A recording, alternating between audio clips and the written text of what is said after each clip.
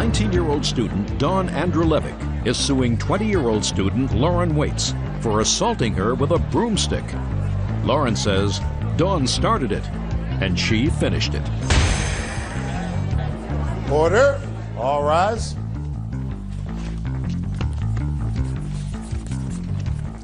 Now, this is case number 483 on the calendar in the matter of Andrulevic versus Waits. Parties have been sworn in. You may be seated, ladies. Have seats. According to your complaint, Dawn, the defendant assaulted you in front of your house, and there isn't much of a question based upon what I read that you were injured. I'm sure that you have the medical records to establish that. The defendant says that you started it and she just finished it. Is that right? Yes, ma'am. Okay. When did this happen? On April 17th, 2002. Who were you with? I was with Deidre Martin and another friend in my house. According to your complaint, your nephew was also with you. Yes. How old is he? He was 2 at the time. Ma'am, she is lying. I didn't ask you a question. Okay. Now, how do you know the defendant? It was through mutual friends. I was friends with Natalie and Danielle at the time, and we just met maybe once or twice, said less than 2 sentences to each other. Had anything happened between the two of you prior to April the 17th that would have instigated this fight? She was calling me and... I don't even know you. Miss, I don't even know her, ma'am. do you understand? What part of keep your mouth shut until I speak to you didn't you understand? Go ahead. My DVD player was stolen out of my home. It was a friend that stole it. It was a couple of people at the house, and one person that was at the house was a boyfriend to Danielle. Who's Danielle? The lady sitting right there. When it was stolen, the next day I got a phone call from Lauren saying if I had turned anybody into the police for stealing my DVD player or getting anybody to beat them up, she would kick my ass. When was your DVD player stolen? I don't know the exact date. It was the month of March, the end of March. So right before this incident on the 17th of April. Correct. Did you report the stolen DVD player to the police? Yes. And did you name somebody in the police report that you thought had stolen it? I named one person who they found out actually did steal it. It was David that was there at the time. Now, how is David related to any of these people? He's not. He was friends with which was a boyfriend to Danielle. They were both there at the time when my DVD player was stolen. Okay. Now, what happened on the 17th of April? We were all outside. It was a nice day. I was watching my nephew. He was standing at the door. We saw a Jeep Liberty pull into the driveway with 2 males in the car. I didn't know who it was. Like I said, I had met this female once, and I didn't know what kind of car she drove, so I didn't know to go inside to call the police. She came out of her car. She got out of her car with this broom and came at me with it and started hitting me with the broom.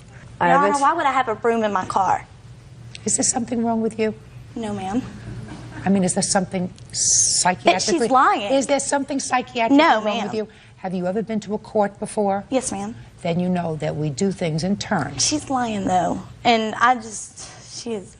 Okay. I mean, if you are psychologically disabled, I would like to know about that. I'm not. I would like to know about that now because I would have to appoint a guardian for you, have someone speak on your behalf. If there is nothing wrong with your mind, then I suggest you listen very carefully when I say to you, you keep your mouth shut until it's your turn to speak. And trust me, you will know when it's your turn to speak. Do you understand? Yes, ma'am. Go ahead. She hit me a few times with the broom. Did she say anything to you? She said, "Why did you call me a..." Well, when had you called her a... I never called her directly to her. Fine, but you might have said it to somebody else. Right. So that's what she said to you. Did she say anything else? No, ma'am. She said, "Why did you call me that name?" I said, "I don't know what you're talking about," as soon as she said that, and she came at me with the broom, hit me a few times with the broom. I eventually got the broom from her, and I threw it, and she came at me and pulled my hair, and she eventually got me down on the ground. When she got me down on the ground, my forehead hit the concrete over here, and I had a couple of scratches on my back from the concrete, from laying on it. She was straddling me, and she was trying to beat my head into the concrete.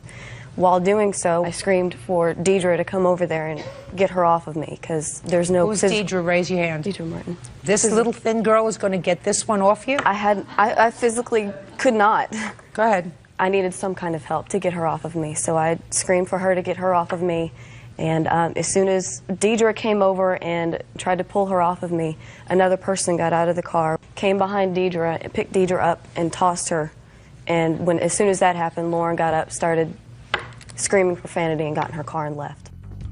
Okay, now, Miss White, see, I'm prepared to hear your version of the events of the 17th. I was over at my friend Danielle's apartment, and Dawn called because she's obsessed with Danielle's boyfriend, calling her and saying that the KKK is going to rise again, saying that all should be lynched in her front yard. And this made Danielle upset, so I took the phone. Just a second. When the plaintiff called, she called and spoke to this young lady. Danielle. And you did not hear that conversation. She was screaming so loud I could hear it. Oh, so you did hear it? Yes, ma'am. Go ahead. And after she was screaming and just calling her, just being so racist, that made Danielle upset and cry. So I took the phone and I was like, you really need to stop calling. She was like, well, why don't you come over to my house and we can settle this for all? So me, Danielle, and Natalie got in my Jeep. We rode over to Dawn's house.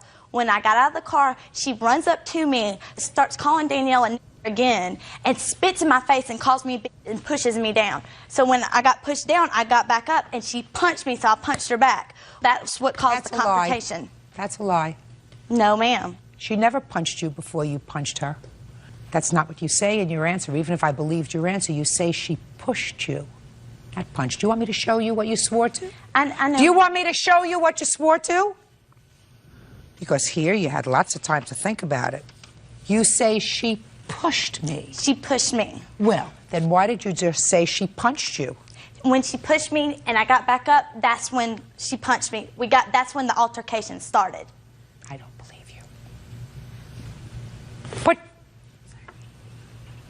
I don't believe you. Even if I believed what you say, that she called your friend and called her all kinds of names and was vicious and nasty to your friend on the phone, what does that have to do with you? Because that's my best friend, and... Give me a break. What does that have to do with you? That's my best friend, and that's all I can say. Well, that's too bad. You mean to tell me that the story that she told me about you calling her in March about the DVD player is not true? I didn't even know anything about it. Oh, I don't believe that, my dear. I don't believe that, my dear. I wasn't even involved in the incident. How would I know anything about it? Listen to me. I don't believe that. Now, she didn't come to your house. You went to her house. And you were furious when you went to her house. Well, if you were... If I were what? If you were black and you got called in, would you be furious? I can't speculate, madam, but you're not black. But I'm not black, just a but second. My best friend is. That's her business. That's not your business. If I believe what you say, and I'm not sure I believe what you say, but let's say what you have told me is true, and if this young lady here feels as if she wants to dirty her hands by going over and saying to somebody who clearly is a racist, is vicious, is nasty, if she wants to sully herself by getting into a fight with her, that's her business. Or she can say, I feel sorry for somebody who's so stupid, and I'm not going to listen to this stupidity, and I'm certainly not going to do anything to debase myself by getting into a physical fight with somebody who is so stupid. Right? Yes, ma'am. You wouldn't think about doing that, would you? I thought about it. But you didn't. Excuse me? No, ma'am. Because you're too smart. Right? If that happened, then she's a fool.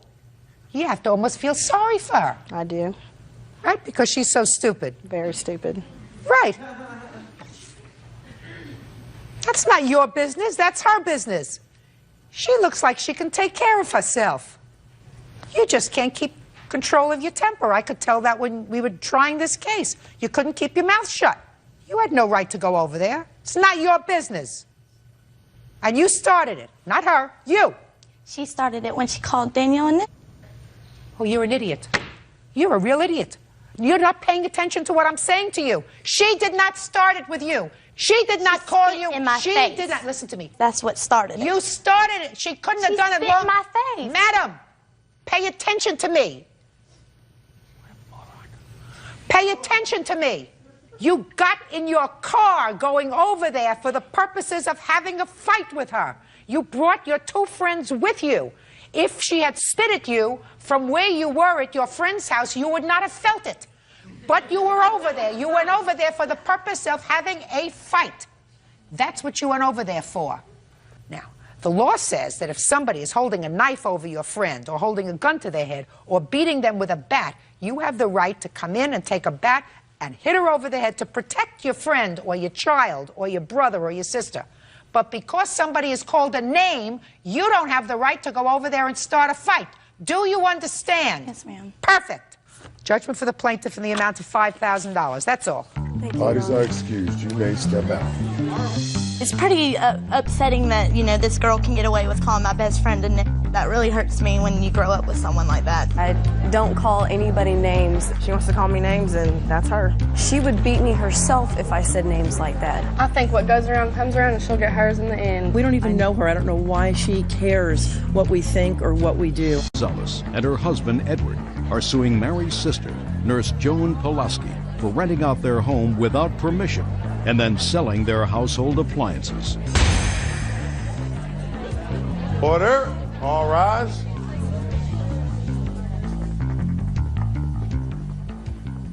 Now, this is case number 126 on the calendar in the matter of Gonzalez versus Pulaski. Thank you. Parties have been sworn in, Judge. You may be seated. Sir, have a seat. Is this your sister? Yes, it is. According to your complaint, some time ago you purchased a house for your mother. The house was in close proximity to where your sister lives. Yeah. And the intention was that your sister would take care of your mother because her health was failing. You live far away.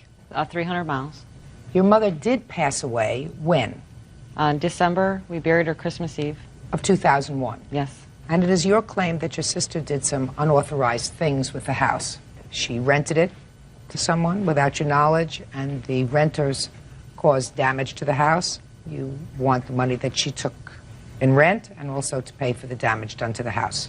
She also sold the appliances that we had in the house. Your sister says she made certain executive decisions with regard to the house. In whose name is this house titled? Ours, Your Honor. Is that correct? That's correct. You know, Your Honor, I originally thought it was my mom's house. As a matter of fact, I thought it was the sweetest thing they ever did was buy my mom a house as a gift. Just What? Okay. House is titled in your name? Yes, Correct, it is. Your Honor. Okay.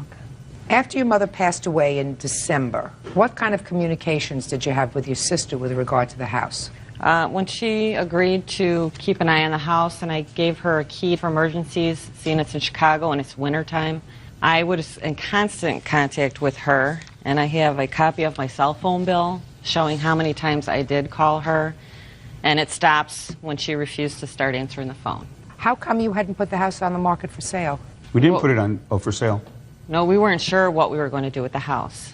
Well, what were your options? Sell it, rent it. Okay. Was there any financial arrangement between you and your sister that you were going to pay her any money with regard to keeping an eye on the house? No. No. Now, when did you go to the house and find that there were tenants there?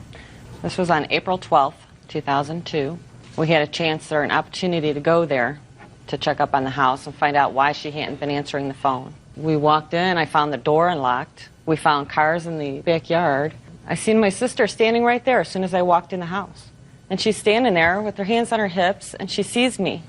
And the first thing out of her mouth was, "They won't pay me the second month's rent." It was amazing, unbelievable. You say there were appliances that were sold. What appliances were sold? We had Washer, dryer, refrigerator, 2 TVs, VCR. air conditioner Air that came conditioner. with the house. We came in, everything was gone. When you came in on April 12th, everything was gone? Everything was out of the house. I asked her how come she did it. She says, I needed money. So then I confronted her about the house. She says, well, you weren't living there. And I says, we didn't tell you to sell anything. We didn't tell you to rent it. I mean, it's not yours to rent, and it's not your things to sell. Okay, I'll hear from you now. Your mother passed away in December of 2001.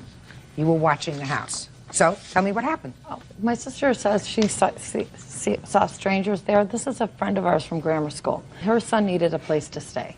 The house was vacant, and I was in between jobs, so I thought I would make it a win-win situation. I would make a couple extra dollars. I was going to tell her, I didn't stop taking your calls. That's all made up. I never stopped taking your calls. Just a second. Just talk to me. Don't Okay, talk to her. I'm sorry. But anyways, I just thought I was helping somebody. I really thought, my friend's son needed a place to stay. He just had a newborn baby. There's an empty place there. Nobody's in there. It's the middle of winter. I was going to rent it out, but then he was short on money, and he didn't have any money, and I wanted to wait to tell her until I had money. I was going to tell her, but I wanted to pay her. And I really Tell me about sold the appliances. because I needed the money. When he didn't come up with any money for rent, he gave me $200, and I needed to pay some bills too, and those aren't my sister's appliances. Those are all my mom's things. She may have bought the house that I thought was my mother's, but she didn't. Those are my mom's things. What things were your mom's? It's my mom's furniture. No. We're talking about appliances. Okay, my mom's appliances, my mom's furniture, my mom's everything that was in there. Let me ask it's you not this my question. sister's. When you purchased the house, Yeah. was there a refrigerator in the house? No, Your Honor, we had previously purchased all of these appliances for my mother before we even bought the house for her. She had those in her apartment, and we have receipts. You have her using our receipts. charge card No, to those pay are for the our items. receipts. No, just a second. Wait. You purchased those things for your mother Correct. as a gift Yes, for her old apartment. yes. Right. Once you make a gift to someone, they're no longer yours. So if your mother moved those things into the house, those items of personal property become part of her estate. Don't belong to you. Are there two siblings, just the two of you? No, Your Honor. How many children are there? We have two others, but they're not involved in any of this. Well, I can't make any judgment with regard to the appliances. The appliances are not yours. Do you understand that? Once you purchased them for your mother and gave them to her for her old place, they became her property, not your property anymore. The fact that your sister sold them is wrong, but it's not just you that's involved if you have two other siblings, because if you wish to make a big deal about it, then what you do is you have to get all four siblings, decide what the property was sold for, and each of you would get 1/4 of that. You would not get 100% of it. So if we buy it and pay for it ourselves, it's not ours no more. No, it is not yours. Not if you give it to somebody else. It's not yours anymore. You gave it to somebody. I'll put it to you another way. Let's say that your mother purchased appliances for you and gave them to you for your house, which is what you did for your mother. Yeah. And you moved them into a second house or a third house. Whose appliances are they? Okay. I Whose understand. appliances are It's they? ours. They're yours. Somebody gave you a gift. Your mother-in-law gave you a gift. You made a gift to your mother. There was no arrangement with her that the title to this property would remain in your name, that you were just loaning these items to her. You were being good children. May I make a comment about what Joan had said earlier? Yes. She did know that the house was under our name Oh, you because did not, you guys, and you know. Yes, you did. Even if you didn't care. Even if you didn't care. You had no right to exercise any control over that property. And if you didn't know that the property was in their name, then you should have found out.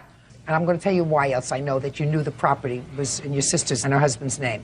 Because if you needed money, it's clear from what you say, you were in desperate need for money because you had bills to pay, you were in desperate need for money, you would have said to your sister, we have to sell the house because I need the money because I'm really stressed out now financially. Well, Judge, can I say something? Sure. The situation just came about. I didn't go look for a tenant. It's just somebody needed. You knew the house was in their name, and you had no. Yes, you did. No, Eddie. You could ask Eddie.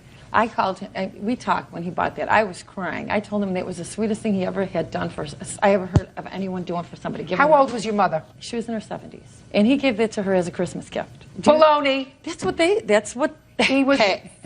Listen, why in the world would these people, who are not stupid people, make a gift to a woman who was probably not in very good health, in her 70s, and knowing that if she passed away in 2 months or 3 months, that property would become part of an estate and would be divided among 4 children? No, I didn't. 4 children. I didn't look ahead to what would happen. You don't look ahead at all, madam. Judge Judy continues in a moment. she admitted it to the police that she collected $600. I didn't tell the police any of that. Oh, quiet down. I'm not trying, Your Honor. I'm reading something. Could you be quiet? I mean, are you on medication? I'm not on medication. Good, then be quiet. Real cases, real people. Judge Judy. Mary and Edward Gonzalez say Mary's sister Joan Pulowski rented their home and sold their belongings without permission. Joan says she thought the house was owned by her deceased mother. Okay. How much did you get for the rent for the first month? $200. What kind of damage was done to the property? Your Honor, they told us they paid her $600. They didn't. Sir, listen to me. That's hearsay. Your Could Honor, I see the damage that was done to the house? She admitted it to the police that she collected $600, and I have a copy of the police report. No, I didn't. That's a copy of the police report, and she admits it to the police. I didn't tell the police any of that. Well, that's the police report. Oh, quiet down. But I did not, because I know what they gave me. And that's why I was telling you that they didn't give me the rest, otherwise I would have given you something. You guys, I'm not trying to, Your Honor, I'm reading something. Could you be quiet? I mean, are you on medication? No, I'm not. Good. I'm not on medication. Good, then be quiet. Well, this doesn't say that she was paid $600. This says she agreed to rent them the premises for $600 a month since it was vacant. It doesn't say she was paid $600. Okay. Now let me see photographs of the damage that was done to the house. The Polaroids, Your Honor, are the damages after we cleaned the place out. It took us 2 days to clean the place up, Your Honor. And the house, we bought the house, it was totally remodeled. Everything It was had brand new rugs, walls. It was all brand new done. There's holes everywhere. The rugs were totally trashed. Your Honor, my mom lived there for a little while, too. It's not like it was brand new. Your Honor. How long was your mother there? Just 2 weeks. But we were all, my 3 kids were there, too. And Well, if your kids were there and your mother was there for 2 weeks, then you're responsible for this damage. Well, maybe, I don't know exactly what damages they saw. I didn't see it all, but I know Well, that I'll show you. I know the carpets weren't clean. I know that was one of the things she said. There were but brand new carpets, Your Honor, when she moved those in. carpets were not clean when I gave my friend the key. Well, then your kids made a mess of the carpets. I'm sorry. Well, then you pay for it. I could have cleaned it. I own a carpet cleaner, but they wouldn't allow it after I... Show this to the defendant, please. She's You know, outrageous. Your Honor, You're outrageous. really, this is a little bit going overboard. My mom would be very outraged that we were in court about this. That's probably true. Your behavior was outrageous. And then, Your Honor, I ran out of film, and I couldn't photograph the screens on the windows. They're either missing or split, broken. Listen to me. She didn't take care of your property.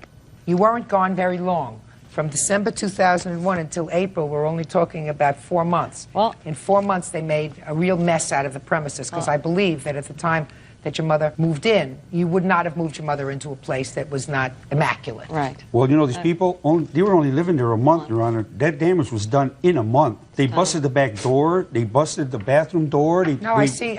Totally trashed it. I see. And I see what you're suing for, which is really pretty minimum, $3,900. It cost you more than that to clean up this mess. All right. It's very unfortunate. I'm sure your mother would not like the fact that 2 sisters are in court fighting with each other over this kind of thing. But your actions were absolutely 100% wrong and inappropriate. How much did you pay for this house? $70,000. I think you ought to sell it. Probably be a good idea if you sold it. I agree. Yeah, you don't want to live too close, because you never know. If you're not there, you're an absentee person. Your sister might get angry with you one day. You never know what's going to happen. In any event, it'll cost you at least $3,900 to put this place back in order. That's what you're suing for, judgment for the plaintiff. That's all. Parties are excused. You may step out. My mother would be rolling over in her grave right now. She's not family. She did not do what family does. I think my sister's making a big deal about it. It's the big baby. She's a user. We could have worked this out together, but no. Personally, I'll never have nothing to do with her. Don't fight over money. It's not worth it. Commercial fisherman Harry Burroughs and his wife Beth are suing their deceased son's friend, 25-year-old construction worker Cameron Britt, and his mother, Judy Britt. The Burroughs claim Cameron refuses to pay back a car loan. Order. All rise.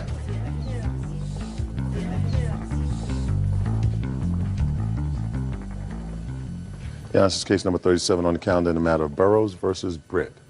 Parties have been sworn in, Judge. You may be seated. Mr. and Mrs. Burroughs, it is your claim that you loaned the defendant. You're not a party to this. Could you have a seat, please? That you loaned the defendant $3,000 for the purpose of purchasing a car, and that he has not repaid that loan. The defendant says that he did in fact repay the loan by working for you in your fishing business. That's your defense. Yes. Put your hands down. How did you know him? I met him through a friend of my deceased son's. How did that come about? It just happened through because of my deceased son's friends, were coming over to support us over because of the tragedy of his death. When was that, sir? Be a year, June 12th. Be a year. And tell me how this car loan came about. I've been helping out some of the kids, that had been having hard times and so forth, financially, and getting them jobs and stuff like that there, because I felt like I wasn't doing enough for my own son when he was here, and so I was kind of reaching out to him. A lot of the kids were showing up, and we all became real close. Did you ever give any of these other friends money? Yeah, money, and I got them jobs and everything, and they all pretty well paid back, and they're doing good. All right, now tell me how this loan for a car came about with Mr. Britt. He needed wheels to get a job, to get back and forth to work if he was going to get a job. Is that what he told you? Well, he said wheels would help. Well, then what kind of conversation did you have with Mr. Britt about the car? Well, it was $3,000, and he said he would pay back to $200 a week. I told him I thought that was a little steep and kind of hard, with him having 2 kids and everything and staying with his parents. And I said, well, you can just pay me maybe a smaller amount. But he said he could pay $200 a week, no problem. Okay, so you wrote out the check for $3,000 for the car. No, I gave cash to the guy who had the car, with Cameron and his mom standing there. And the only reason that the defendant's mother is here is because I gather from your papers there was an arrangement that the car would be titled in her name. Right. Why was the car going to be titled in her name? Because Cameron is on parole or probation, whatever, so he has to stay at her house. She was able to keep up with him better than I was. If the title was in her name, she would hopefully do the right thing if he didn't come up with the money, but weekly like he was supposed to do. Now, did he pay you in cash any of this $3,000 back? Yes. How much? He paid me $150 2 times. When? The first date he doesn't know. He didn't write a date beside it, but the second time was on February 11th. And what happened after February? We went on a fishing excursion for the weekend. Are you a commercial fisherman? Yes, I commercial fish, and I also work as an operator at the coal terminal. When he went with you fishing, was that on your business? See, it can be either business or pleasure, because sometimes the fishing's not good, and sometimes you catch enough to eat, and sometimes you catch more than enough to eat, and then you can sell some of the fish and make money. But it was a weekend away from everything, I guess, what you would call it. Okay, but after February 11th, he didn't give you any money. No. Okay, Mr. Britton, now I'll hear from you, sir. How are you doing? Excuse me? I said, how are you doing this morning? That's not relevant to this case. All right. Well, our agreement was that if I fished with him 4 weeks for 3 days a week, that my car would be paid for, which that didn't happen. I fished the first week, he bought the car. Okay, your agreement was if you fished with him for 4 weeks, right, 3 days a week, right, then the car would be paid for. Exactly. And in effect, you would be making $750 a week. I should have been earning more than that. No. But that would mean, based upon your statement, working 3 days a week, 3 days a week, that you would be earning $750 a week, or $250 per day. Yes, ma'am. Okay, so you say that was your agreement. Right. Did you fish with him for the 4 weeks? The first week I fished, we come back. He bought me the car. We was leaving to go fishing that next Wednesday. That same Wednesday morning, he gave me the $3,000. We went to the place. I bought the car from who I bought the car from. So I fished that second week with him, 3 days. We come back. The next week we go down Wednesday. I was stuck till Sunday, which equals 6 days. So I figured that 3 days a week for 4 weeks, if I fished 6 days the last week, I was through. So you're telling me that you fished every day, and every day you fished, you made money? Oh, he got $1.75 a pound of fish, and we was bringing fish in that was 25 pounds a piece, and he would bring 80 of them in. You can average his money up. And I didn't get none. I didn't see none of the money. I was supposed to get a quarter. I'm a boatmate. I didn't get a quarter. How many people were on the boat? Me and him. Just the two of you? And he didn't do nothing but drive. I caught everything. Real cases, real people. Judge Judy. Harry and Beth Burrows say their deceased son's friend, Cameron Britt, owes for a car loan. Cameron says he paid them back by working on their boat. Mr. Burrows, on the days that Mr. Britt went fishing with you, did you do it for commercial purposes, sir? On some of the occasions, yes, and some of the occasions, not. When you had your best day, commercial fishing, how much did you make? The best day, around $1,200. How many days did Mr. Britt fish with you when he was not paid? We probably fished together 7 or 8 times, and there was never agreement on paying him anything. You know, anything I was to give him was out of my pocket, out of the kindness of my heart. No, I don't believe that's true. You know, Mr. Burrows, listen to me. I don't believe that that's true. I don't believe that that was his understanding. Why would anybody who needed money go out to work with you and not expect any kind of compensation? He didn't have a job. He wouldn't do anything else. Can I well, say where did he get the money to give you the $300? Probably Social Security that he gets for his 3 children because their mother is dead. I would assume he gets Social Security. I don't know. He wouldn't get them unless he had the children with him. He does. The mother is dead. I raise my kids, but she gets all that money. I don't get none of it. Okay. But he gave. Now you gave him, Mr. Britt, according to Mr. Burrows, $300 in cash. I've given him no money. No, I don't believe that. Listen to me. I do not believe that you didn't give him $300 in cash, sir. I ain't signed nothing. I don't care what you said you didn't sign, Mr. Britt. The plaintiff would not say you gave him money if you didn't give him money. That would be stupid of him to say. I didn't give him no money. Yes, you did. Yes, you did. You know what your problem is? Your problem is you're trying to make a case that this was for barter, and you feel as if you gave him any money that would take away from your case, but that's not necessarily true. What is true is, since if I don't believe you about something that you say to me, I tend to disbelieve other things too. Right. So there would be no reason for him to lie and say you gave him some money. The reason to lie, I don't know either. But I gave him no cash. None at all. Really? I wasn't working. You just heard the man. I got the car out of work and I had no money. I lost my job for fishing with him. I was working at Superior Structures, and because I fished with him, I lost my job. Okay. Can I say one more thing? Mm-hmm. That during the fishing part of the time, we were friends, but the car come to me for working. I never had a deal to pay him no money. Mm-hmm. Where the money come up is the last week when he didn't have nobody to go fishing and make him another $15,000. He got mad. He threatened to burn my car. My car was keyed up. Somebody had punched the hood. I bought the car because I liked it, and I got the bill of sale where I had to go sell my car and buy me a $300 car, and him himself has called my cell phone. I should have brought it with me. Threatened to burn my car. He's angry. Well, I understand he's angry, but I paid for the car. All right, good. I'm ready to make a decision. Judge Judy continues in a moment. And later today, he got violent and had to be thrown out of my house by a police officer. And throughout our relationship, he's hurt me. Listen, you mean you're talking about throughout the 2.5 or 3 years you were living together? Yeah. Then you don't get paid for that. You end the relationship, you don't get paid for that. real cases, real people. Judge Judy. Harry and Beth Burrows say their deceased son's friend, Cameron Britt, owes for a car loan. Cameron says he paid them back by working on their boat.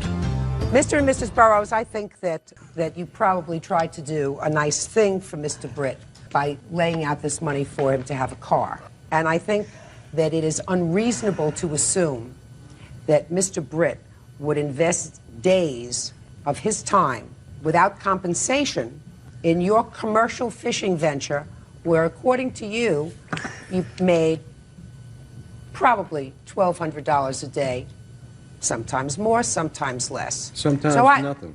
Lots of times sometimes nothing. But that's not his fault. That's not his fault. He's not your partner. So according to you, Mr. Burrows, he worked for you fishing about 7 times. And I am gauging 7 times at the rate of $250 a day. And from the $3,000, I am deducting $1,750, which leaves a balance of $1,250 that he owes you. Now, I would ordinarily deduct from that the $300 that you say he paid you, leaving $950, but Mr. Britt is insistent that he didn't give you any money. I didn't. So I'm entering a judgment in your favor in the amount of $1,250. That's all. Parties are excused. You may step out. Well, I think they were crazy. I tried to help out somebody in need. Told me he was gonna burn my car. He made an allegation of burning my boat. He's trying to put me back in prison now. He's got all other kind of charges on me. Sometimes the good guys just don't finish first. Cosmetologist Noelle Eskridge is suing her ex-boyfriend, janitor Jackie Curl, for several unpaid loans and for damages from an assault. Jackie is countersuing for mental anguish and harassment. Order. All rise.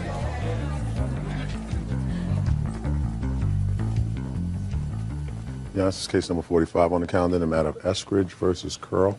Parties are sworn in, Judge. You may be seated. Folks have seats. Miss Eskridge, you claim 2 things in your lawsuit. First, you claim a couple of small loans to the defendant to help him out with rent and stuff. And you were his girlfriend, according to you. And then you say that at a party, he became enraged about something, threw something at you, and cracked your head open. Mm-hmm. Your head had to be stapled together. You want him to pay for your medical bills, your pain and suffering. Mr. Curl says he has the clue as to what you're talking about. How do you know him? In November, my neighbor called me, and she told me that him and his girlfriend have an apartment underneath me, that his girlfriend had kicked him and his 4-year-old out at 4 o'clock in the morning, and could I help? I had previously helped her 3 other people, referring them to the manager. She's my friend, to get apartments, so she knew that I would help. He was staying with my friend's house. I gave her like $60 for rent for him and his baby to stay. For him? Mm-hmm, and his little girl to stay. Okay. But anyway, after that, in December, he got an apartment in our building. I went to the manager and begged for this apartment. Okay, and what other money did you give him? $65 for food one time, $100. He broke out his girlfriend's windows in her apartment on New Year's Eve because she was in the house with one of his friends, and he busted out all the windows, and they were going to evict him. So he asked me, could I help again? Because he was going through a custody thing with this baby, and me and her just hit it off right away, this little girl. I said, yeah.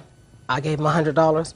Did he ever say anything about repaying this money to you? Yes, ma'am. He told me as soon as he got through with the custody stuff, on which would be the 16th of May, with his daughter, he would start paying me back this money. Now tell me what happened with the assault, Miss Eskridge. He was having a get-together, and I thought it was kind of rude since I helped him out that he didn't invite me. I went to the balcony. Were you dating him at the time? Yes, he started wanting me to date him as I was helping him.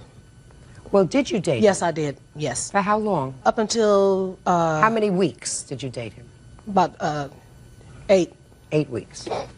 Okay, so you dated him for 8 weeks, and then he had a party and he didn't invite you. Mm-hmm. So you went to the balcony of your apartment or his apartment? His. So you went to the party even though you weren't invited? I went to the balcony. I didn't go inside. I didn't go inside. I just went to the balcony. He was standing out there just to talk to him. And what happened? I asked him something. We started arguing. Next thing I know, looked down. He had something in his hand. But as soon as I saw it in his hand, I was hit and bleeding. That's how quick it was. And what happened as a result of that injury? I had to have my head stapled. They stapled my head together. You have the medical records? Can Yes, I ma'am. see them, please?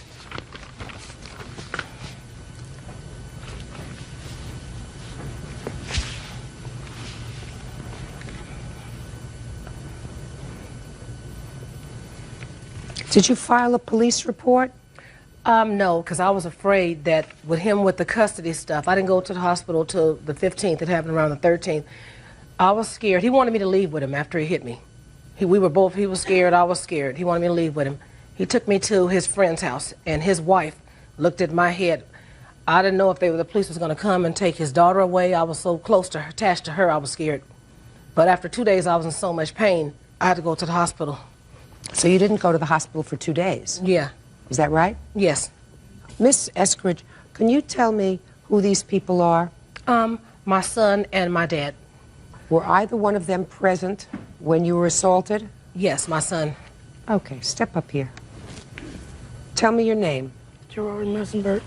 Jerome, do you live with your mom? Yes. Who else lives there? My sisters and my brothers. I have 6 kids. Do you know Mr. Curl? Yes. Have you ever seen him in your home? No. He's never been to your home as far as you know? No. Tell me what you saw on the day that your mother was injured. I was outside with two of my brothers, and my mom was standing by the balcony. I don't know what she was doing, and then I seen something hit her in the head, but I thought nothing of it because the way it bounced off, and it looked like a rubber ball, like it could be a rubber ball or something soft, so the way it bounced off. Did you see which direction it was thrown from? It came from inside of his curtains, inside of his house. Did you ever see what it was? No. You never saw what it was? His nephew told me, other people in the building told me what he threw. Well, you can't tell me what anybody else I didn't said see it. to I you. just seen something in his hand, and Okay. I didn't know what it was. All right, Mr. Curl, let me hear from you, sir. Tell me about this party that you had in your house. I had like a little get-together, but no, she wasn't invited. Because for one reason, she wasn't my girlfriend, and my girlfriend stayed in the next apartment. And then, you know, but she was a friend, and yes, me and my girlfriend, yeah, we had a little misunderstanding, but she done a little things for me, but I know it was a loan. She never told me it was a loan. Did she give you any money, sir? She gave me like a little change. Here you go. I'm not talking about change. $60, $100?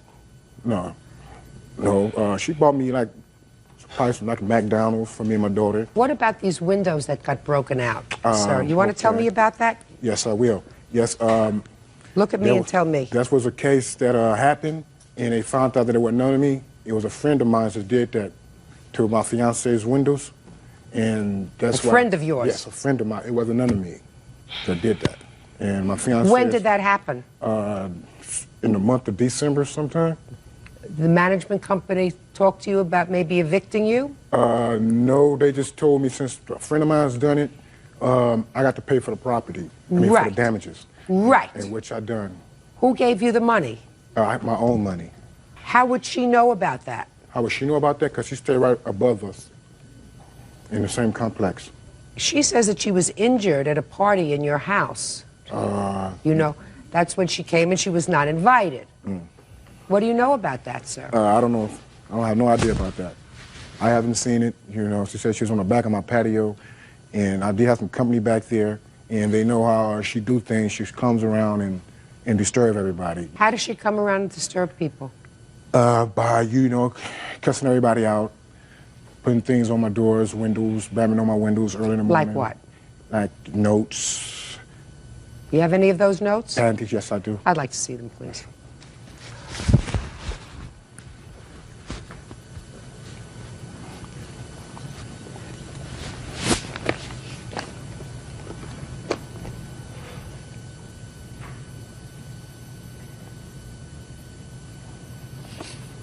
Miss Eskridge, why do you put these notes on their door?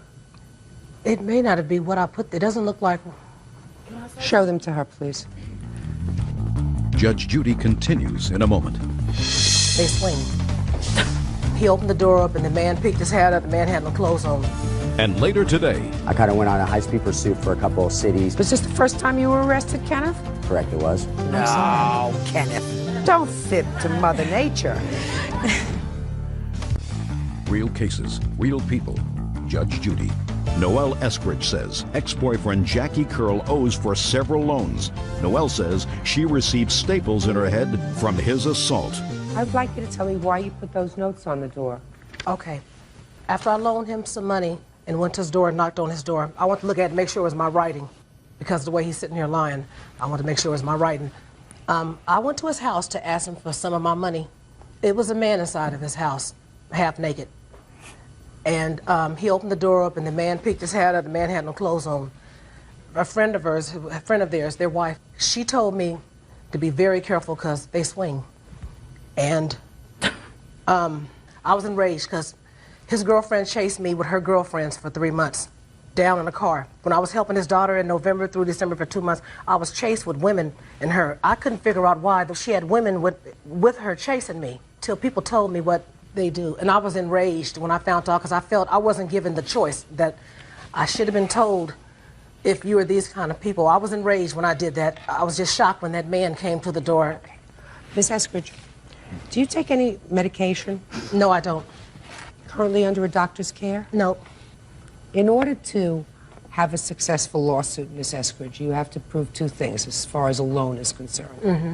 You have to prove to the judge's satisfaction that there was, in fact, money turned over and that there was a contract that that money would be repaid. I don't find that here. The second thing is you claim that Mr. Curl assaulted you. Mr. Curl says he did not assault you. I have to be satisfied before I'm satisfied that someone has caused such serious physical injury that there's sufficient proof. And I don't find that there is sufficient proof that Mr. Curl, either intentionally or otherwise, caused you the injury to your head. What I do find is that I think it's a good idea that you don't have any contact with them anymore. Not leave notes on his door, not leave notes on her door, because I don't think it's good for you. No. I think if what you tell me is true, then you made a mistake in judgment as to someone's character. Mm-hmm. And you extended yourself, and you should think twice about doing it again. Right. Do you understand? But right now, what I think you have to do is say, you made a mistake with him. He's really not a nice person. I don't want to have anything more to do with them, with either him or with his girlfriend. I've got children that I have to take care of that rely on me, and I don't want to waste any more of my energy on this man or his girlfriend. Does that make sense to you? It makes a whole lot of sense, you know. Good. I'm glad. You know, he stalks me. You know, very badly. It's then, bad. Well, then what you have to do is say, I made a mistake. Yeah. And I'm going to move on and not have anything to do with them because I have a greater responsibility, and my great responsibility is to my children. Mm-hmm. And I have to be mentally alert and healthy for my kids, and I don't want to take anything away with people who aren't nice. So don't have anything to do with them anymore. All okay? right. All right. Good. Thank you. Thank you. Parties are excused. You may step out. I just think it was outrageous because he asked me to marry him last Wednesday. I was dealing with a woman that's kind of, you know, maybe can be fatal. He's crazy, and he needed to pay for what he did. Wannabe girlfriends need not to be posting notes on other women's doors and panties, because they won't be so nice next time. And now the next case. All parties in the matter of Reininger versus Lignar. Step forward, please. Nurse's assistant Eva Reininger and her husband, mechanic Raymond Reininger, are suing their neighbors, landscaper Brad Lignar and his wife Deborah. The Reiningers claim the Lignar's dog, Sammy, destroyed their backyard. Mr. and Mrs. Reininger, it is your claim that the defendant's dog damaged some property of yours. Tell me about that. Somewhere around the second or third week of February, we found the dog wandering around our home. What kind of dog was it? Black Labrador. We saw he had a tag on with a telephone number on it. So we took the dog in, and I made a phone call. The phone number that we called was disconnected. I looked on the computer on a reverse directory, and I found the address. We went to the home. We noticed that there was nobody home. It was about a mile away from our home. And we had left a note that we had found the dog. And you kept the dog in your house? In our backyard. We have 2.5 acres fenced in. 2 or 3 days, we kept going back to see if anybody was there. We had also called animal control to let them know if anybody phoned in that they had a missing dog, that we had him. Finally, on a Monday, I had gone by the house again, and there was a car in the driveway, and I asked them if they were missing a dog, and Mr. Lignar said, yes, you have my Sammy. And they have a big fenced-in yard, and he said, our problem is he keeps jumping out. At that point, I said, would you like to come and get him? He says, well, where do you live? I said, about a mile down the road. At that point, he said, no. He says, just open the door, let him out, tell him Poppy's home, and he'll come home by himself. So I was on my way back, and then I saw Mrs. Lignar coming to get the dog. So we stopped in the street. The dog went and got in the truck with her. Okay, so she actually then came to the dog. Yes, she was on her way there. A week, 2 weeks went by. All of a sudden, we look in the backyard, and there's Sammy scaling our fence in our backyard, and now he's got a longer piece of chain attached to him. So he was with us again for a couple of days, and by now he had started. Did you call them again? Yes, we did. We tried calling, and nobody was answering. So at this point, I was starting to get a little fed up, and I said, this is ridiculous. They had told us the last time that they had gone to Daytona for 4 days, and apparently the dog was left unattended for 4 days while they were away. At this point now, I had already contacted the humanitarians who I work with. I work with Animal Rescue, and I work with several animal organizations. They were all willing to come and take Sammy if they did not want him. Now, we started noticing he was digging huge holes in the backyard, and he was digging out our shrubs. And now he was at the point where he was jumping over our fence and jumping back. Then we had a phone call, we had a message on our answering machine from Mr. Lignar saying, I know that you have my dog, I'd like you to bring my dog back. So we brought the dog back, and I guess my husband met with Mrs. Lignar and said, your dog has done several $100s worth of damages to our shrubs, our hedges, our fences, our bushes. You need to have someone come over and take a look at the damages. Well, they never came back. Well, Sammy must have come back 2 or 3 more times and kept jumping over our fence. At one point, we had him in our screened-in porch while he went through our screened porch. It's 2 years old, and it was custom built. The final straw was 2 o'clock in the morning. He came over our fence again, and we have a doggy door because we have 4 dogs of our own. Well, he came in through the doggy door, and he jumped into bed with our 4-year-old and our 2-year-old and scared the living daylights out of them. And to this day, we cannot get our kids to sleep in their own bed because they're terrified that this dog is going to come in and scare them. Real cases, real people. Judge Judy. Eva and Raymond Reininger are suing their neighbors, Brad and Deborah Lignar, for damage to their backyard. The Reiningers say their dog, Sammy, is the culprit. Go ahead. We have estimates, we have pictures of the damage of what the house looked like before Sammy, after Sammy, and what we did was we just went to a local gardening store and got estimates on how much it would cost to replace the plants and the shrubs, and we got an estimate from the people who did the screen on how much it would cost to Let me just see repair. your estimates. These are the before and after pictures of Sammy. And these How are old the was estimates. Sammy? I believe they told me at the time that he was a little over a year old. Okay, who's going to speak for your family? Me, Your Honor. Okay, I'd like to hear you. Well, the dog got loose when we were in Daytona. My daughter was coming over to feed my animals. Okay. How many animals do you have? I have 1 black lab and 2 cats. And the black lab was kept outside? Yeah, he was outside dog. Never comes in your house? Nah, he comes in. She doesn't like because of the dog here and stuff, but I sneak him in. So the dog was outside day and night when you were away? Yes. Didn't you ever hear of a kennel? Yes, ma'am. So what's wrong with the kennel? Well, he protects the house if anybody tries. It's not protects the house if he's not there. Well, somebody let him loose. No. Oh, yes. Well, they didn't let him loose. Well, They didn't let him loose. one of the neighborhood kids has let him loose before. You know, 'cause- So if you know that happened before, then you should have taken steps and used a kennel. Well, what I can't understand is they said Sammy turned around and broke the chain. Well, I have the dog's chain right here. Well, we didn't have a ghost dog. It was your dog. Yes, ma'am. They did not go and get your dog. So why didn't, when they presented you with these bills, why didn't you take care of them? I wasn't home at the time. Well, what makes you think you're not responsible for these bills? I don't see it's my dog's doing it.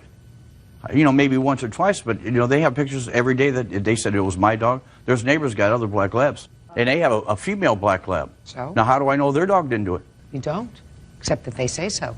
Did the Chronicles ever call you and indicate to you that they could place the dog? No, she did not. If she did, she got somebody else's phone number. Well, let's go back to the first time they came. Mrs. Reiniger says that the first time she came and said she has your dog because she had to go and find you, you said, well, just open the gate and tell him Poppy's home and he'll go home. Does that sound right to you? No, I told her, I said, where's the dog at? She says, my house, chained up, in her backyard. Well, if you were going to get rid of a dog... So what did you tell her to do? I told her, unchain the dog, tell him to come home, he'll come home. If not, I'll come down and get him. Is that stupid? No. I mean, is there something wrong with you? Your dog's been missing, you're gone. Somebody, total stranger, goes to the trouble of finding out where you live. This was the second time. I'm talking about the first time. Finding out where you live, coming to your home and saying, we have your dog, we've taken care of your dog while you've been on vacation in Daytona. Okay, we've taken care of your dog and protected your dog. Wasn't hit by a car, was fed, was cared for.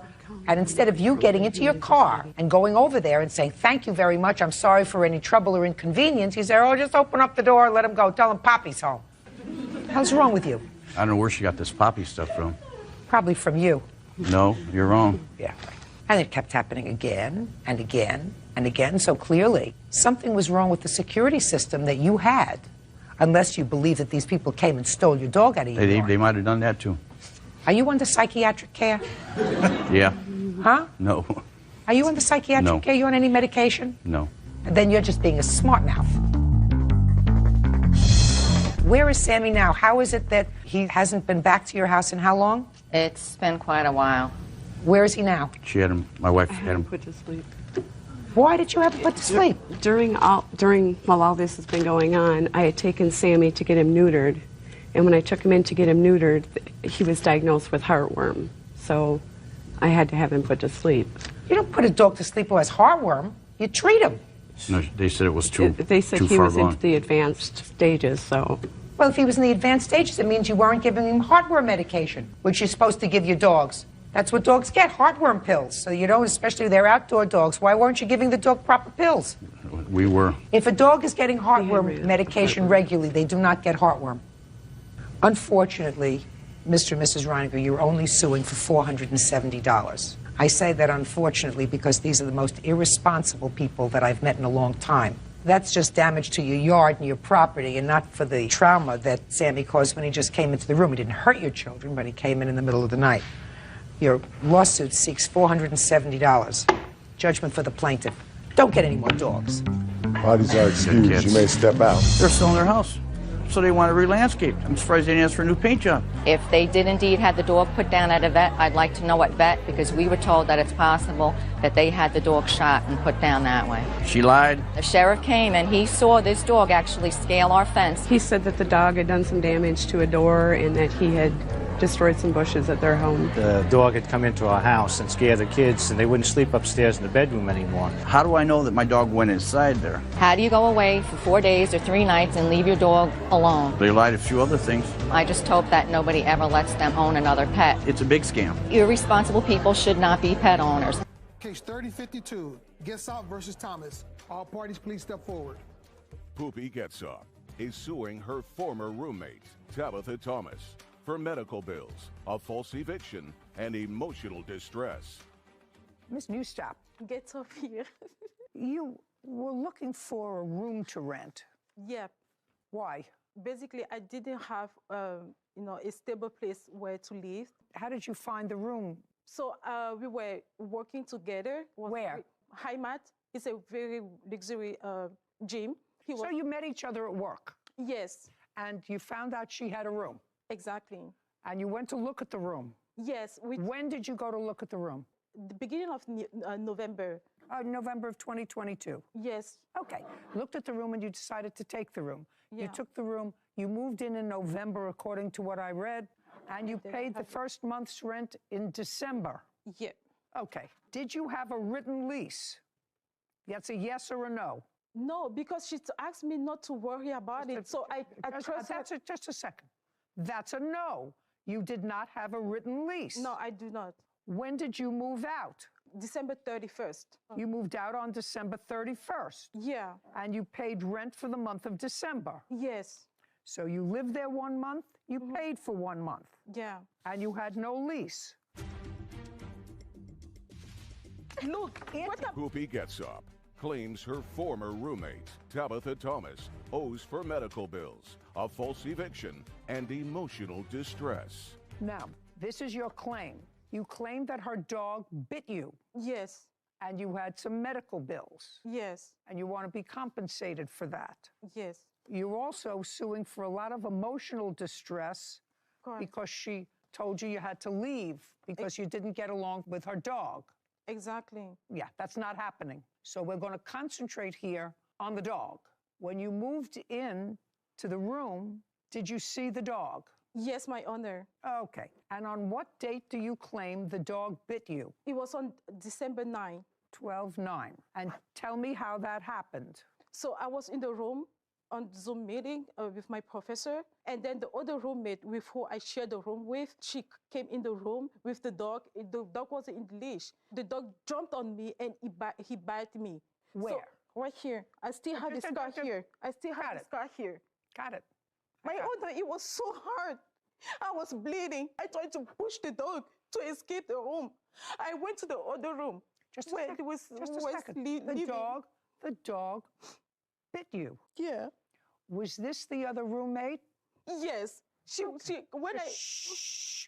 When did you go to see a doctor or an emergency room because you say the dog bit you and there was a lot of blood? The next thing I'd like to see is the record from an emergency room or a doctor. For emergency room. Sorry. Well, you went almost a week later to the emergency room. Yeah. Just a second. You went almost a week later. Patient presents with a chief complaint of a bite wound of the upper left extremity, left elbow, and right extremity.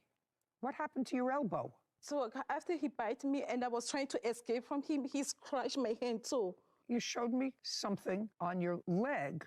The first thing that urgent care notes is chief complaint is a bite wound of the left upper extremity, left elbow. You didn't go to the doctor for a week after the bite. No, because I was okay. I'm just saying you didn't go to the doctor for a week. Why? I did not have insurance.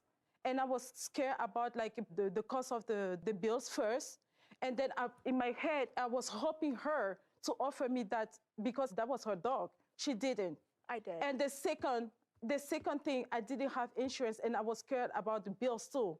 I was scared about my life. And I said, well, what happened? Okay. I'm injured. Okay, can I see the bill? And I will see the photographs that you have of the injury. Right here. Just a second. The amount of your bill was $80.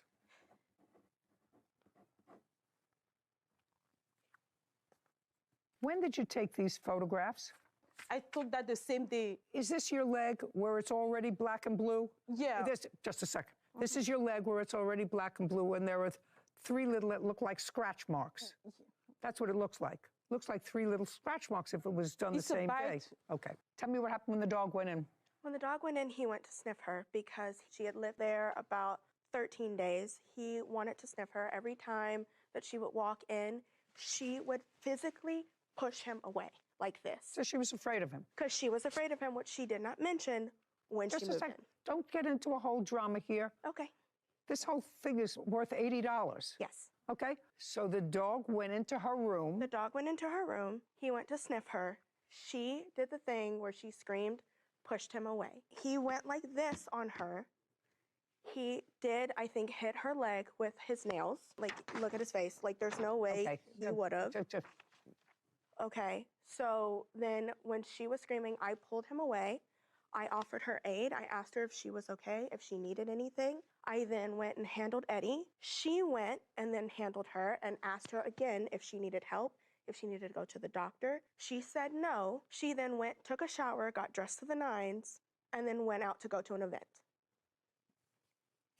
Is that accurate? Yes. Okay. Where did you go that night? Shh, just don't give me a whole story. Where did you go? I went to school. Okay. And I actually know where she went. She went to the LA Christmas parade.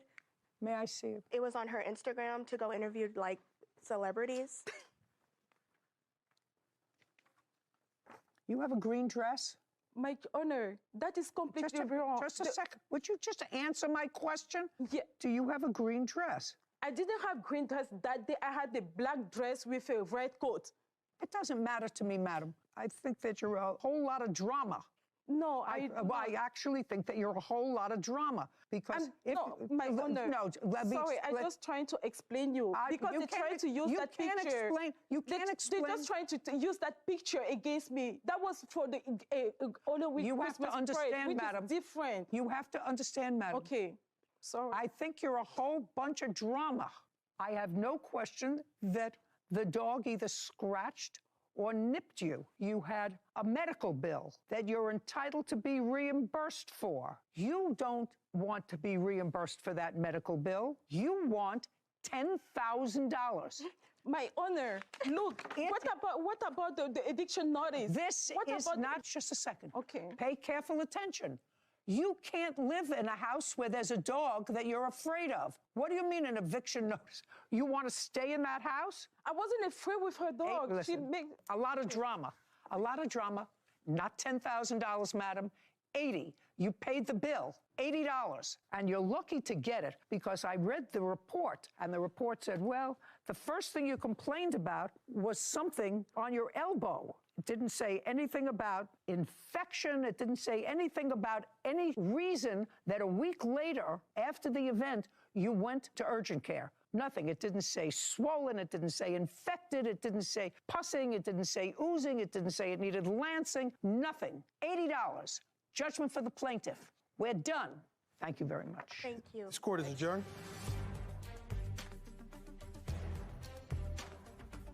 It's something that I really want them to understand that I was in pain. I am so ecstatic that this is over. She has been after me and my dog and my money for a year now, and I'm glad that this is done. It was a big dog. It wasn't a joke. He is a golden retriever terrier mix. They're not mean dogs. That plaintiff was a whole lot of drama and some hysterics sprinkled in. She seemed very dramatic, waiting a week for an injury like that. The leg looked as if there was a black and blue mark there, but it looked like an old black and blue mark. It's possible it was from a bite. And she certainly was entitled to have her medical bill reimbursed, but not the rest of her life. I thought that was perfectly fair and reasonable. And she was disappointed. She was expecting a much bigger payday. Case number 3050, Cockrell versus McMurray. All parties, please step forward. Justin Cockrell is suing his friend, James McMurray III, for damage after a golf cart hit his car. Mr. Cockrell, it is your claim that owing to the defendant's negligence, your car was dented. Yes, ma'am. Can I see a picture of the dent on your car? Yes.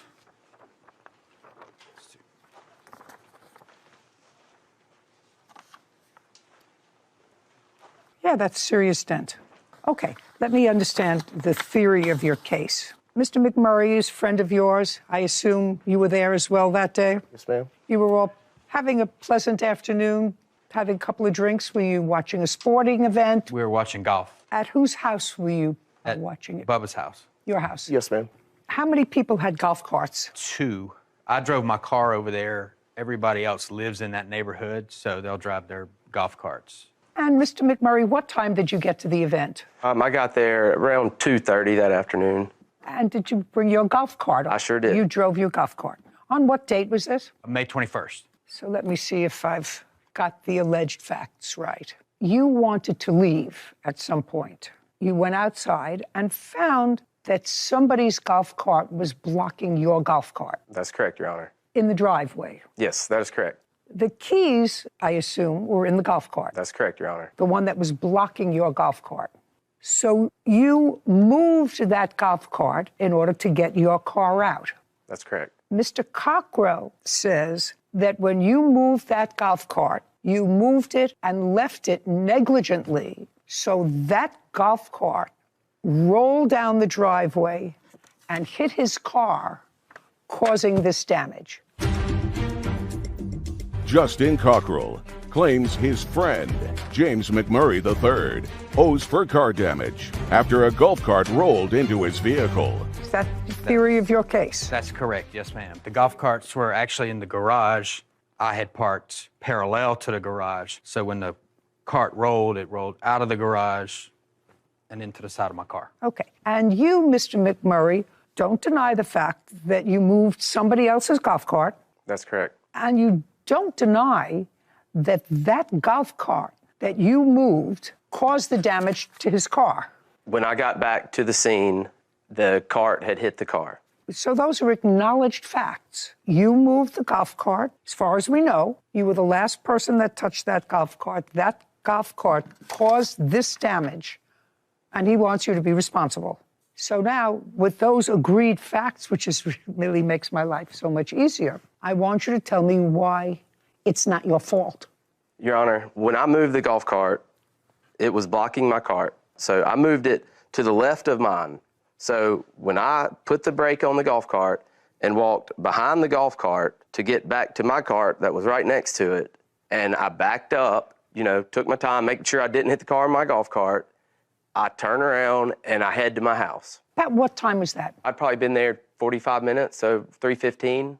And you went home to do what? I went to go home to take care of my dog. What did you have to do to take care of your dog? I needed to let him outside to use the restroom. Did you? Yes, ma'am. And then what did you do? Then you came back to the house? Then I came back to the house? Yes. So would you say you were gone 10 minutes? Yes. So now you're gone 10 minutes. Just let the dog out. Now you're gone 10 minutes and you come out and you find that the golf cart that you moved, without anybody's permission, by the way, you didn't ask the owner of that golf No, cart I if did you not. could touch it. The keys were in it. Well, if the keys are in a car, sir, and you pull up in front of the Piggly Wiggly, and the keys are in a car, but it doesn't belong to you, but the car is sitting right where you want to put your car to put your groceries in, and just because the keys are in the car doesn't mean you can drive it, right? Right. So without permission, you got into somebody else's golf cart and moved it. And within 10 minutes, his car is damaged. That's correct. So give me a theory, sir, of what happened that you're not responsible for. Like I said earlier, Judge, I moved the cart, parked it, and I walked behind that cart. If this cart is what they're alleging rolled back on its own, then wouldn't it have hit me when I walked behind it, getting into my cart? Maybe it needed a nudge from the wind. Maybe it needed something else. But that's not the kind of intervening act, sir, that gets you off the hook. Well, doesn't get you off the hook. okay. I'm going to give you an example, my favorite example. Many years ago, I tried a case that changed my life to a minute degree forever. You know, you go grocery shopping, you go to big stores, and they always have a place where you put the grocery cart after you finish loading your car, right? Put them here. So this particular case was about a woman who went shopping, and she had a big load of groceries, and she unloaded the groceries in her car, and then do what some irresponsible people do. They just leave the cart there. Cart can roll, cart, could be touched, whatever. And the cart rolled into another car and caused damage. The defendant's defense to that case wasn't her, it was wind, which is an act of God. Wind came and blew the shopping cart into the plaintiff's car. Well, the wind isn't an intervening act, because if the shopping cart had been put into its place, wind, rain, frogs, hail, nothing would have happened to the plaintiff's car. We understand each other? We do. That's actually not the punchline of this story, because after all, we're just dealing with a dented car here. After that case aired, because I was doing it in the television courtroom, I was shopping in Publix in Florida, and I unloaded my groceries in the trunk of my car and was going to leave the shopping cart there. And 3 women got out of a car together who had clearly seen that episode and stood there with their arms crossed, waiting to see if I was going to put the shopping cart back where it belonged. So when I say that case changed my life forever, I can't go grocery shopping anymore unless, I don't care where it is, it could be 20 blocks away, but that shopping cart goes where it's supposed to be, because somebody's around who's going to take my picture, leaving that cart around, and it's going to humiliate me. So what I'm saying to you is, it's your fault. It wasn't my golf cart. It wasn't my house. It was just like, it wasn't your golf cart, which means you shouldn't have touched it, which means if you wanted to go home and let your dog out, which you probably should have done a half hour before, then you go inside and say, because you know all these people, whose golf cart is that? It's blocking me in. Can you move it? That's easy. You would do that with a car. You just took it upon yourself to go to touch somebody else's property, and within a millisecond, because nobody else came out and touched that car, you were the last person who touched that golf cart. You were. It caused this damage. Don't make excuses. Accept responsibility. Shouldn't have done it, whether you forgot to put the brake on it or not, because I've driven golf carts. We have them around, and sometimes I forget. It says turn it on, and then you hit the brake, and there are 2 brakes. So I never park it like this. If anything, I park it like this against a tree, so it can't go anyplace. It's your fault. Well, that brings up another... It's your fault. May I have the estimate to fix your car, yes, please? What year car is this BMW? It's 2011. Judge, can I ask you a question? No, I don't answer questions. That's one of the delights of this job. I ask questions. I don't answer questions. Nice. 1482, judgment for the plaintiff. We're done. Thank you. This court is adjourned. Wasn't my golf cart. I wasn't driving. Bubba had actually gone outside shortly after Dab left, and he saw it happen. Whenever I left, I got out of that cart, walked behind it, so wouldn't it have hit me? I think if he'd done the right thing, owned up to it at the beginning, and said, yeah, let's work it out, but... And it's been a little hairy. We're probably going to work it out. We'll be all right, because we'll get past it. I told him that from the beginning. I said, hey, no matter what happens, you know, if you pay me or not, whatever, I'm not going to let that come in between. We've been friends 15 years, but it's like, dude. You know, I have been noticing that whenever we go to Publix together, you do park extremely close to the cart return now. Yes, so not to the entrance. No, the cart return is the place to be. Now you know why.